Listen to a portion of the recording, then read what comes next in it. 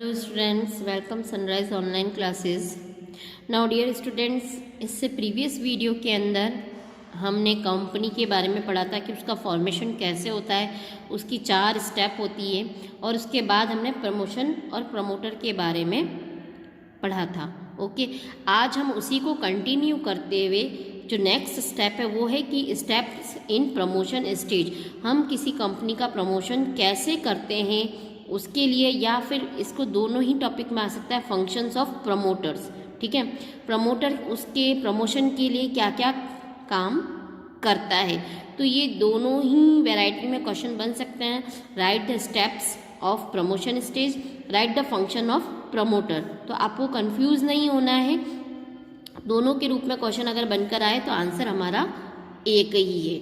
Okay, तो जब भी आप एक कंपनी स्टार्ट करने के बारे में सोचते हैं तो उसके बारे में हम क्या क्या चीज़ें देखते हैं। सबसे पहले आइडेंटिफिकेशन ऑफ बिजनेस अपॉर्चुनिटी, हम बिजनेस की अपॉर्चुनिटी के बारे में आइडेंटिफिकेशन करते हैं। फिर हम देखते हैं feasibility study. Okay, feasibility study जो स्टडी करते हैं, ठीक है ना, वो 3 तरह की करते हैं हम, टेक्निकल, फाइनेंशियल, इकोनॉमिक। फिर उसके बाद हम उसका करवाते हैं नेम अप्रूवल, फिर fixing up signatories to MOA, इस एमओए के बारे में हम डिटेल में पढ़ेंगे बाद में। फिर करते हैं हम अपॉइंटमेंट ऑफ प्रोफेशनल्स, ने last preparation of necessary document. ये पूरी एक जो 6 स्टेप्स हैं वो है प्रमोशन। ये 6 स्टेप आपकी कंप्लीट होती है तभी आप इनकॉर्पोरेट कर पाते हो कंपनी को, कि जब भी आपको कंपनी का इनकॉर्पोरेशन करना है तो आपको इन 6 स्टेप से होकर गुजरना होगा। ये एक एक स्टेप क्लियर होती चली जाएंगी तब आप जाके कंपनी का इनकॉर्पोरेशन करा पाएंगे। तो ये क्वेश्चन बहुत इंपॉर्टेंट है, 90% हर बार एग्जाम में आता ही है, तो प्लीज़ इस टॉपिक को मत छोड़िएगा और अच्छे से समझिएगा। आपके लिए मैंने इसमें नोट्स बना रखे हैं, चाहे तो आप इसको एज इट इज़ उतार सकते हैं। ओके, सबसे पहला आता है, हम जब भी प्रमोशन का सोचते हैं कंपनी के तो सबसे पहले करते हैं identification of business opportunity. Okay, जैसा कि नाम से ही पता पड़ रहा है कि प्रमोटर जो होता है आइडेंटिफाई करता है कि जो मेरे दिमाग में, ठीक है ना, मेरे दिमाग में जो भी बिजनेस का आइडिया आया है उसकी वास्तविकता में अपॉर्चुनिटी कितनी है, क्या वास्तविकता में वो बिजनेस चल पाएगा, ठीक है ना, कि नहीं चल पाएगा। और जो अपॉर्चुनिटी होती है वो नए प्रोडक्ट के लिए भी हो सकती है और पुराने प्रोडक्ट जो पहले से चल रहे हैं उसके बारे में भी हो सकती है। जैसे अपॉर्चुनिटी में भी न्यू प्रोडक्ट और सर्विस, आप चाहें तो उसकी अपॉर्चुनिटी कोई नए प्रोडक्ट के बारे और सर्विस के बारे में भी कर सकते हैं, और चाहे तो कोई पहले से चल रहा है तो वैसा ही एक और आप बनाने की सोच सकते हैं। जैसे हम अभी इवन बात करें तो हम मार्केट में डेली कुछ ना कुछ नए प्रोडक्ट देखते हैं। ओके, आज से 10 साल पहले की बात कहें तो हमने कंडीशनर नाम की कोई चीज़ ही नहीं सुनी थी, या बालों में जेल नाम की कोई चीज़ ही नहीं सुनी थी। तो ये क्या है, नया आइडेंटिफिकेशन है बिजनेस का, ठीक है ना। तो ये चीज़ क्या हुई, नहीं। और अगर शैम्पू, तो रोज़ हम मार्केट में देखते हैं कि डेली नए नए शैम्पूज़ की कंपनीज आती रहती है, बट कुछ नए आइडियाज़ भी मार्केट में डेली हमें देखने को मिल रहे हैं और काफ़ी फेमस हो रहे हैं। जैसे कि जेल बहुत फेमस है मार्केट में, कंडीशनर बहुत फेमस है।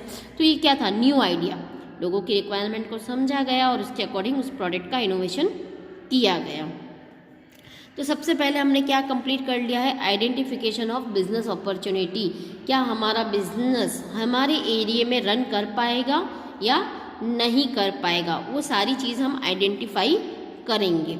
और ये जो चीज़ हो सकती है, नया प्रोडक्ट और सर्विस भी हो सकती है, या फिर पहले से जो रनिंग है वो भी हो सकते हैं। अब हमने जैसे ही पहली स्टेप हमारी कंप्लीट हो गई, हमारे को ये चीज़ लगता है कि नहीं, हाँ ये चीज़ हमारे मार्केट में चल सकती है, तो अब हम सेकेंड स्टेप पर आते हैं, फिजिबिलिटी स्टडीज़। इट मीन्स उसके बारे में देखते हैं कि जो चीज़ हम चाह रहे हैं बिजनेस करना, तो उसके लिए क्या फिजिबिलिटी है। तो सबसे पहले हम देखते हैं टेक्निकल फिजिबिलिटी। समटाइम्स क्या होता है कि हमने जो प्रोडक्ट चलाने के बारे में सोचा है कि हम इस चीज़ के बारे में बिजनेस करेंगे, तो उससे रिलेटेड हम कंपनी खोलते हैं, बट क्या उसके लिए आपको टेक्निकल रिसोर्सेज मिल जाएंगे? क्या ईजीली उसके लिए सारी टेक्निक्स आपके पास में हैं? क्या आप वो चीज़ परचेज कर पाएंगे या बना पाएंगे?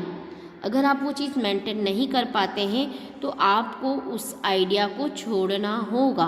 अगर आप इस टॉपिक को कंप्लीट कर पाते हैं कि नहीं, मैं उससे रिलेटेड मशीनरी अरेंज कर लूँगा या उससे रिलेटेड मैं मशीन बना लूँगा, ओके, तो आप कंपनी के बारे में आगे सोचें। और अगर फिजिबिलिटी है ही नहीं टेक्निकल तो आपको वो आइडिया छोड़ना होगा। Sometimes an idea may be good, बहुत बार ऐसा होता है कि आइडिया बहुत अच्छा होता है but technically not possible to execute, but वो टेक्निकली पॉसिबल ही नहीं है। It may be so because the required raw material और technology it not easily available. ठीक है, जैसे आपने मोबाइल बनाने का सोचा बट वो जो सिम की रिक्वायरमेंट होती है, वो जो सिम का मटेरियल है वो तो हमें अदर कंट्री से लाना होता है, वो हमारे यहाँ बनता ही नहीं है। तो ये आपके पास क्या आ गया, एक टेक्निकल इशू आ गया। ठीक है, तो आपको ऐसी कंडीशन में इस बिजनेस आइडिया को छोड़ना होगा या कोई और नया तरीका सोचना होगा। The project would remain technically unfeasible until the technology.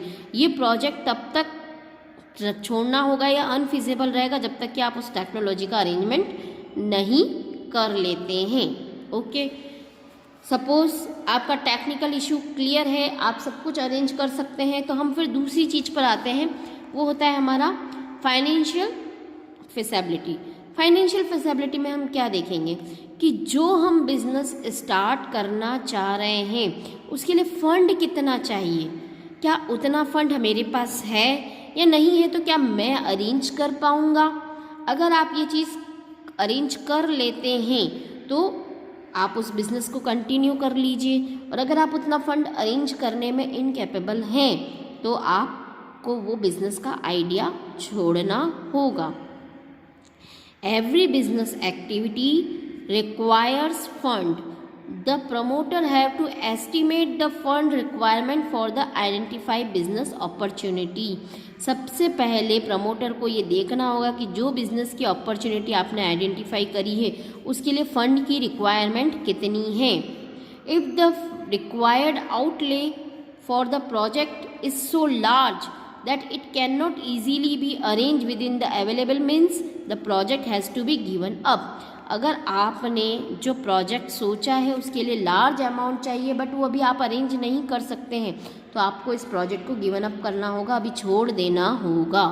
Okay, but अगर आपने अरेंज कर सकते हैं कि नहीं इतना फंड मैं अरेंज कर सकता हूँ मेरे प्रोजेक्ट या मेरे बिजनेस के लिए, तो थर्ड हम उसकी स्टेप देखते हैं economic feasibility. Okay, economic feasibility क्या होगी भाई, हमने फाइनेंशियली तो देख लिया, भाई हमारे पास फाइनेंशियल तो अटेंड हो चुका है, सारा अरेंज हो चुका है, तो अब इकोनॉमिक की ज़रूरत कहाँ है। इकोनॉमिक की ज़रूरत इसलिए होती है कि जो मैं बिज़नेस कर रहा हूँ क्या वो प्रॉफिटेबल है। ऐसा तो नहीं कि खाली वो सोशल वर्क के लिए ही हो जाएगा, मुझे ऐसा तो नहीं है कि उसमें रिस्क बहुत ज़्यादा है, लॉस होने की ज़्यादा चांसेस हैं। तो ये मुझे इकोनॉमिक फिजिबिलिटी देखनी होगी क्योंकि जितना मेरा पैसा लग रहा है उसके अकॉर्डिंग मुझे प्रॉफिट तो होना चाहिए, तो ये फिजिबिलिटी भी आपको देखनी होगी। Sometimes a project is abandoned just because it might not be profitable. कितनी बार हमारे प्रोजेक्ट ऐसे होते हैं वो बहुत ज़्यादा प्रॉफिट हमें नहीं दे पाते हैं। Generally business prefer to carry on with the ideas which are profitable. हमें जनरली वो ही प्रीफर करने चाहिए जिस बिज़नेस में हमें प्रॉफिट होने के ज़्यादा चांसेस हों। ठीक है, जिसमें प्रॉफिट नहीं हो रहा है उन आइडियाज़ को छोड़ देना चाहिए। ओके, तो ये तीन तरह की फिजिबिलिटी पढ़ी थी। हमें सबसे पहले टेक्निकल देखना है, उसके बाद फाइनेंशियल देखना है और लास्ट हमें इकोनॉमिक देखना है। ओके, जब हमारा ये काम हो जाता है कि हमने फिजिबिलिटी देख ली है कि हमारे तीनों हम कर सकते हैं, ठीक है, जैसे हम टेक्निकल अरेंजमेंट कर लेंगे, फाइनेंशियल कर लेंगे, इकोनॉमिक कर लेंगे, तो अब हमारे पास नेक्स्ट स्टेप आती है नेम अप्रूवल। ओके, अब उसके लिए हमें क्या होगा कि कंपनी का कोई एक नाम डिसाइड करना होगा और वो नाम डिसाइड करके उसको हमें आरओसी के पास भेजना होगा। आरओसी भी हमने पढ़ा था, रजिस्ट्रार ऑफ कंपनी। ठीक है। तो जब हम इसको भेज रहे हैं तो ऐसा उसका एक पूरा फॉर्मेट हमें वहाँ से मिलना होता है। उस कंपनी के हमें कोई एक नाम नहीं, मिनिमम हमें 3 नाम तो देने ही होते हैं। रजिस्ट्रार कंपनी उस नाम को देखती है, तो साथ में ये देखती है कि वैसा का वैसा नाम किसी और कंपनी का तो नहीं है। सपोज़ आपने सोच लिया कि मैं मिराज एंड ग्रुप के नाम की कंपनी खोलना चाहता हूँ, बट वहाँ पर वो चेक करेगी तो मिराज एंड ग्रुप नाम की तो ऑलरेडी कंपनी है, तो वो आपका नाम सेलेक्ट नहीं होगा। तो कंपनी का नाम अप्रूवल करवाना होता है कि वैसा नाम किसी और कंपनी का ना हो। ओके, और भी काफ़ी सारी इनके लिए रूल्स एंड रेगुलेशन है जो हम आगे नेम क्लॉज करके आएगा, उसको हम उसमें डिटेल में पढ़ेंगे कि क्या क्या चीज़ों का हमें ध्यान रखना होता है। हैविंग डिसाइड इनकॉर्पोरेट, जब हमने इनकॉर्पोरेट करवाने का सोच लिया है कंपनी को to a company, the promoter have to select a name, तो प्रमोटर को क्या करना होगा, कंपनी का एक नेम सेलेक्ट करना होगा। And an application to the registrar of the company for its approval, और एक एप्लीकेशन ROC को देनी होगी, किसके लिए, फॉर इट्स अप्रूवल, उसका अप्रूवल कराने के लिए। ओके, अब थर्ड स्टेज भी कंप्लीट हो गई है, हमें हमारा नेम का अप्रूवल मिल गया है। तो अब हम करते हैं fixing up signatories to memorandum of association. इसका एक शॉर्ट फॉर्म होता है MOA, ठीक है ना, fixing up signatories to the MOA। अब इसको हम शॉर्ट में ही बात करेंगे, MOA पूरा नहीं बोलेंगे, मेमोरेंडम ऑफ एसोसिएशन। इस MOA के बारे में भी हम डिटेल में बाद में पढ़ेंगे कि MOA होता क्या है। ओके, तो जैसे आप नेम का अप्रूवल हो जाता है तो प्रमोटर क्या डिसाइड करता है कि MOA हमारा डॉक्यूमेंट है कंपनी का, उसके ऊपर कौन साइन करेगा, who will sign MOA। Okay, उस MOA को हमें बनाना होता है, और ये भी हमारा जो डॉक्यूमेंट होता है वो किसके पास जाता है, ROC के पास जाता है। ठीक है, तो इसके ऊपर साइन कौन करते हैं, usually first director of company, जो भी कंपनी के फर्स्ट डायरेक्टर बने हैं वो उनके ऊपर साइन करते हैं, और फिर ये फॉर्मेट ROC के पास जाता है। साथ में प्रमोटर क्या करता है, return consent to act a director, promoter एक कंसेंट लेटर लिखवाता है डायरेक्टर से कि अब आप अपनी सहमति से इस कंपनी के डायरेक्टर बन रहे हैं, तो आगे से जो भी इसकी फॉर्मेलिटीज़ हैं वो आपके द्वारा डन की जाएगी। ठीक है, और साथ में क्या कहता है promoter, ask them to buy qualification share, और प्रमोटर डायरेक्टर को कहता है कि आपको इस कंपनी के क्वालिफिकेशन शेयर परचेज करने होंगे। अब क्वालिफिकेशन शेयर क्या होता है कि हर एक कंपनी के लिए कंपलसरी होता है कि डायरेक्टर को एक मिनिमम शेयर खरीदने कंपलसरी होते हैं, जितना कि MOA में डिफाइन किया गया है। जनरली 51% होता है जो कि डायरेक्टर को खरीदने होते हैं। क्यों, क्योंकि जो व्यक्ति शेयर खरीदता है वो कंपनी का एज ए ऑनर कहलाता है, तो कोई और इसका ऑनर न बन सके इसलिए उसको क्वालिफिकेशन शेयर्स परचेज करने होते हैं। ओके, तो फिक्सिंग अप सिग्नेटरीज में 2 काम होते हैं। सबसे पहले प्रमोटर डिसाइड करता है कि कंपनी के MOA पर साइन कौन करेगा। जब ये डिसाइड हो जाता है तो वो उससे कंसेंट लेटर लिखवाता है और साथ में शेयर परचेज करने को वो कहता है। ओके, फिक्सिंग अप हो गई है अब हमारी। नाउ नेक्स्ट हम करते हैं अपॉइंटमेंट करते हैं ऑफ प्रोफेशनल्स। अब हमारी कंपनी के लिए जो जो प्रोफेशनल्स रिक्वायरमेंट है हम उनका अपॉइंटमेंट करते हैं।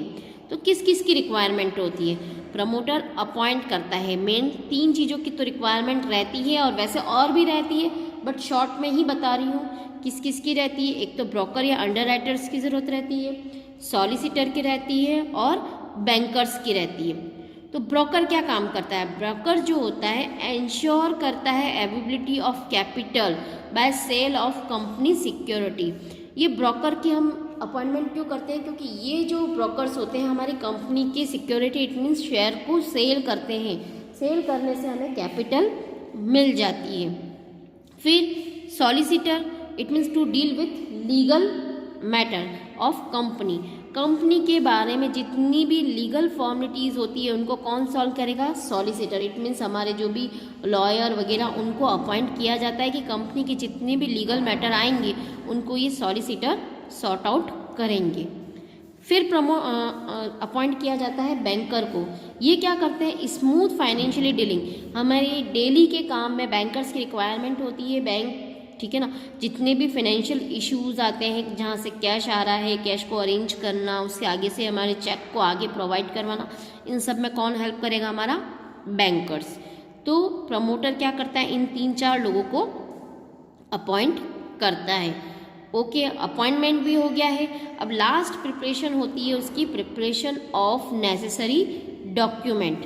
तो यहाँ पर वो प्रिपेयर करता है नेसेसरी डॉक्यूमेंट जो कि आरओसी को भेजने हैं। उसमें सबसे पहले होता है हमारा एमओए, एओए, प्रॉस्पेक्टस एक्सेट्रा। वैसे तो डॉक्यूमेंट बहुत ज़्यादा लगते हैं क्योंकि कंपनी बनाने के लिए एक वास्ट डॉक्यूमेंट्स की रिक्वायरमेंट्स होती हैं। ये हम मेन डॉक्यूमेंट पढ़ रहे हैं और बहुत छोटे रूप में पढ़ रहे हैं। देखा जाए तो बहुत एनलार्ज टॉपिक है ये। तो शॉर्ट में हम डिस्कस कर सकते हैं कि 3-4 डॉक्यूमेंट तो ये नेसेसरी होते हैं, इसके बिना कंपनी स्टार्ट नहीं हो सकती।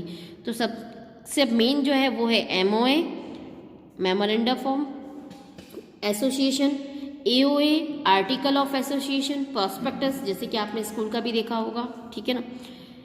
को prepare these legal document because they have to submitted to registrar at the time of incorporation. जब भी हम कंपनी का इनकॉर्पोरेशन कराने जाएंगे तो मेन ये 3 डॉक्यूमेंट तो हमें चाहिएंगे ही। तो इन सब की प्रमोटर जो होता है वो इन सब की प्रिपरेशन करता है। जैसे ही ये डॉक्यूमेंट प्रिपेयर हो जाते हैं और वो प्रिपेयर करने के बाद वो आरओसी के पास ले जाता है। अगर वो वैलिड होते हैं तभी आपको कंपनी का इनकॉर्पोरेशन मिलता है, बाकी आपको आपकी कंपनी इनकॉर्पोरेट नहीं हो सकती। ओके, तो ये पूरी हमने स्टेज पढ़ी थी प्रमोशन की। ये बहुत इंपॉर्टेंट है, आपको अच्छे से लर्न भी करना है। ओके, फिर भी अगर आपको कोई स्टेज समझ में नहीं आती है तो आप मुझसे व्हाट्सएप पर कंसल्ट कर सकते हैं। Okay, now thank you very much.